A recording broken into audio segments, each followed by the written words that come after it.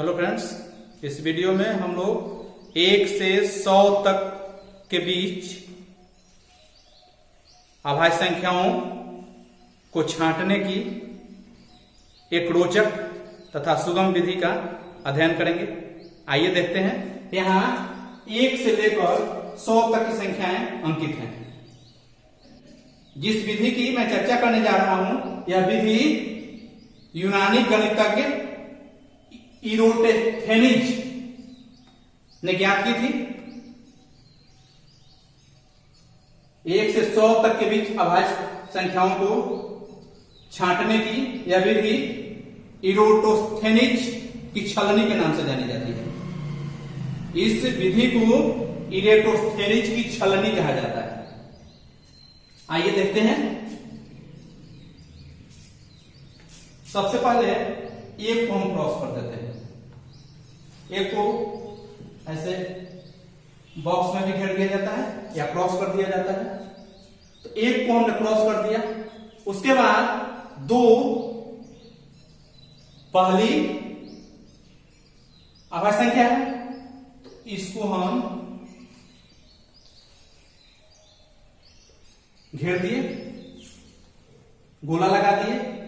अब 2 के जितने गुणज हैं, मल्टीपल हैं, अपवर्ग हैं, 2 दूनी 4, 2 तीन 6, 2 चौके 8, 2 पचे 10, जितने 2 के अपवर्ग हैं उन सभी अपवर्गों को हम क्रॉस कर देंगे। 2 को घेरे, 4 को क्रॉस करेंगे, 6 को, 8 को, 10 को, 12 को, 14 को, 16 को, 18 को, 20 को, 22, 24, 26, 28, 30, 32, 34, 36, 38, 40, 42, 44, 46, 48, 50, 52, 54, 56, 58, 60, 62, 64, 66, 68, 70, 72, 74, 76, 78, 80, 82, 84, 86, 88, 90, 92, 94, 96, 98, 100। इसके बाद हम 3 को 2 के बाद नहीं कटने वाली संख्या 3 है, तो 3 को घेर देंगे और 3 के अपवर्तियों को, 3 के गुणजों को काट देंगे। 3 दूनी 6, 3 के 9, 12, 15, 18, 21, 24, 27, 30, 33, 36, 39, 42, 45, 48, 51, 54, 57, 60, 63, 66, 69, 72, 75, 78, 81, 84, 87, 90, 93, 96, 99। फिर इसके बाद नहीं कटने वाली अगली संख्या 5 है, तो 5 को आप घेर दीजिए और 5 के अपवर्तियों को काट दीजिए, क्रॉस कर दीजिए। 5, 10, 15, 20, 25, 30, 35, 40, 45, 50, 55, 60, 65, 70, 75, 80, 85, 90, 95, 100। जो एक बार कट गया उसको दोबारा काटने की जरूरत नहीं है। उसके बाद अगली संख्या जो नहीं कटी है 7 है, तो 7 को घेर दीजिए, गोला लगाइए। उसके बाद इसलिए अपवर्तों कटिए। 7, 14, 21, 28, 35, 42, 49, 56, 63, 70, 77, 84, 91, 98 हो गया। इसके बाद जितनी संख्याएं अब बच गई हैं, जिनको हमने क्रॉस नहीं किया है, उन सभी संख्याओं को घेर देंगे।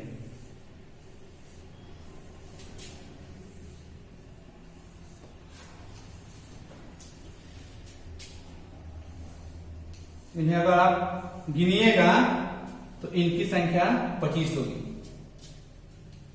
जिनको हम घेर रहे हैं, जिन पर गोला लगा रहे हैं, वे सारी अभाज्य संख्याएं हैं। 1 से 100 के बीच अभाज्य संख्याओं की संख्या 25 होती है। 1 2 3 4 5 6 7 8 9 10 11 12 13 14 15 16 17 18 19 20 21 22 23 24 25। बहुत आसानी से हमने 1 से 100 तक के बीच की 1 से 100 तक के बीच की अभाज्य संख्याओं को चुन लिया। अब एक आप जानते हैं एक न तो भाज्य है न अभाज्य है, तो एक को छोड़ दिया जाए, इसलिए हमने इसको बॉक्स में रखने की बात की थी। अगर एक को छोड़ दिया जाए तो इसके बाद जितनी संख्याएं कटी हुई हैं, जिनको हमने क्रॉस किया है, वे सारी भाज्य हैं। एक को छोड़कर एक न तो भाज्य है न अभाज्य है, इस बात पर ध्यान देना है। इसके बाद जितनी क्रॉस हुई संख्याएं हैं वे सभी क्या हैं? भाज्य हैं। तो 1 से 100 के बीच हम अभाज्य संख्याओं को इस विधि से आसानी से छांट सकते हैं, अलग कर सकते हैं। इनकी संख्या 25 है। अब हम अभाज्य युग्म की चर्चा करेंगे, जिसको जुड़वा अभाज्य भी कहा जाता है। ट्विन प्राइम अंग्रेजी होती है ट्विन प्राइम।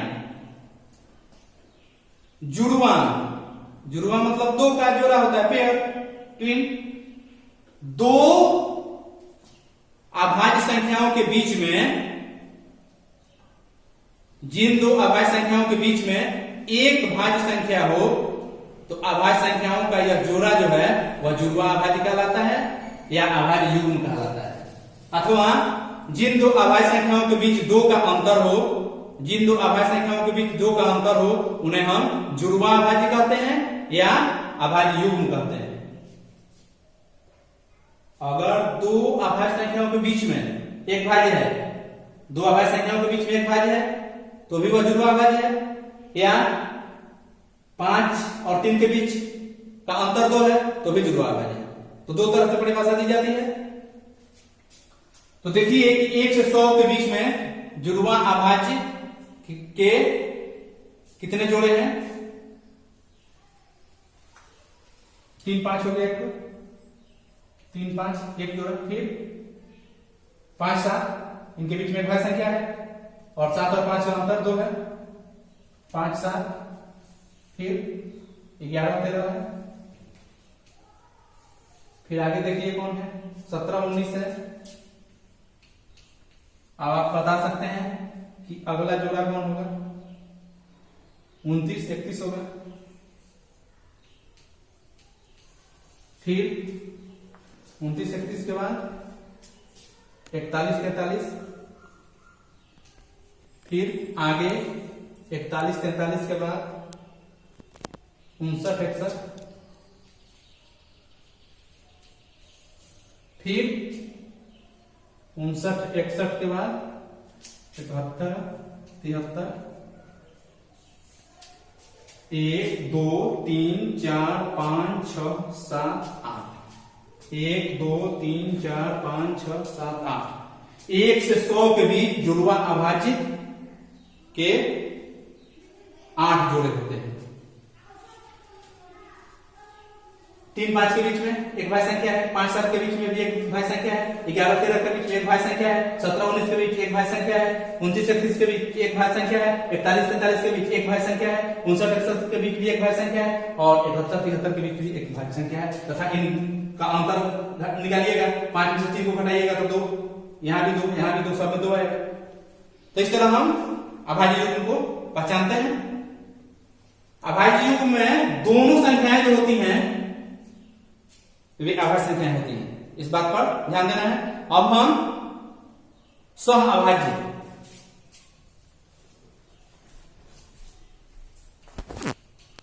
अर्थात को प्राइम, अब हम को प्राइम के बारे में पढ़ेंगे, सह अभाज्य संख्याओं के बारे में जानेंगे। सह अभाज्य संख्याएं,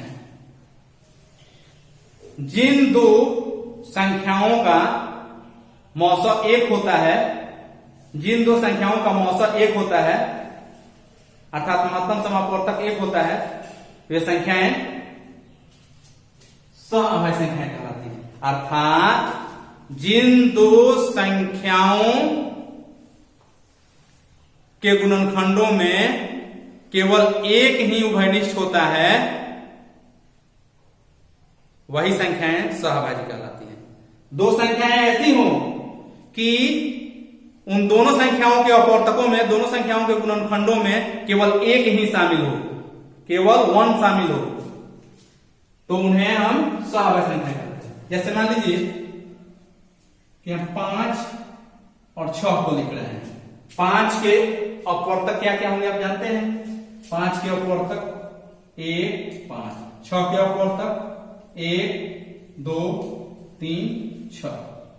तो इन दोनों के अपवर्तकों पर ध्यान दें तो दोनों के अपवर्तकों में केवल एक ही अपवर्तक है जो दोनों में उभयनिष्ठ है। वो कौन है? एक है। 5 और 6 के अपवर्तकों में,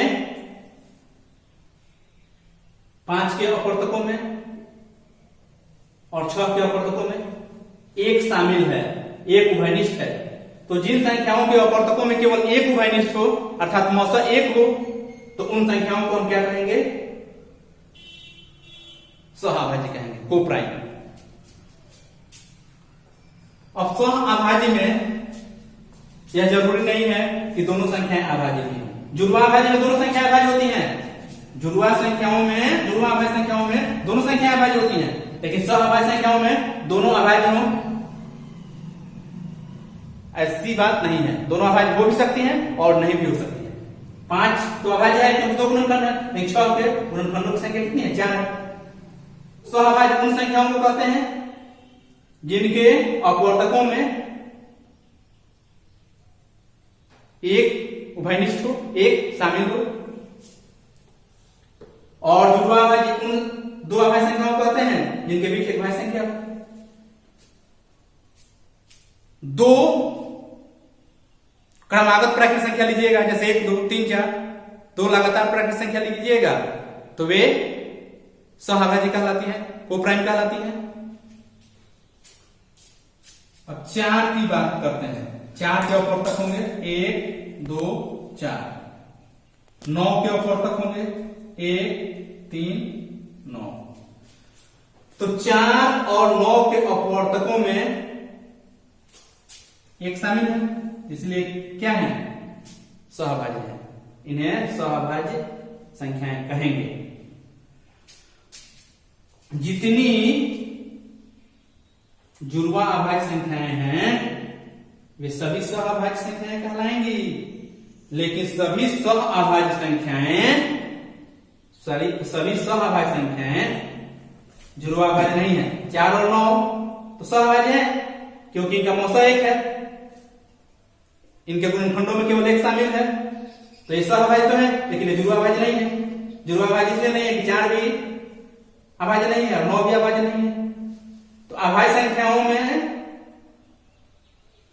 अगर 2 का अंतर हो, दो अभाज्य संख्याओं में 2 का अंतर हो या उनके बीच में एक भाज्य संख्या हो तो वे जुड़वा अभाज्य कहलाती है।